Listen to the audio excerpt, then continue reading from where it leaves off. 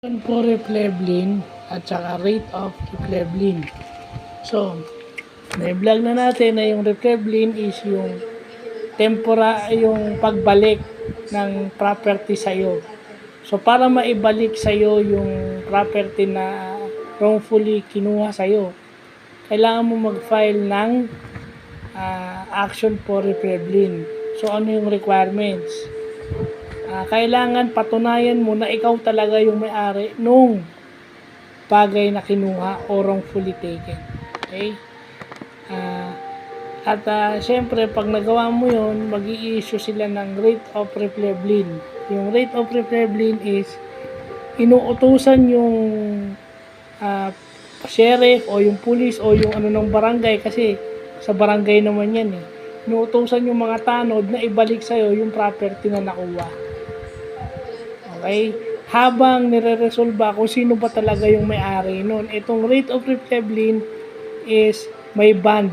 In case matalo ka yung sa reklamo mo at napatunayan na yung kinuha niya kanya talaga, yung in case matalo yung plaintiff o yung nagreklamo, may bond yung rate of Reflevlin.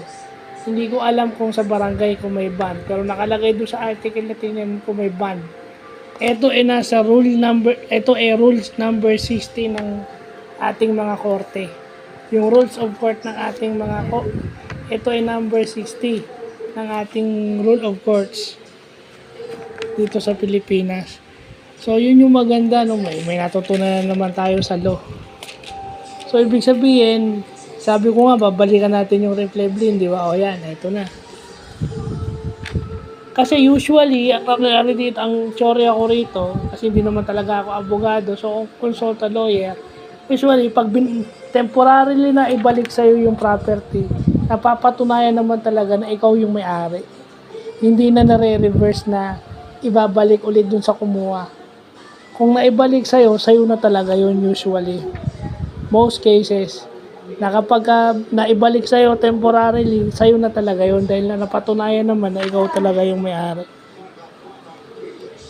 So, yun lang po.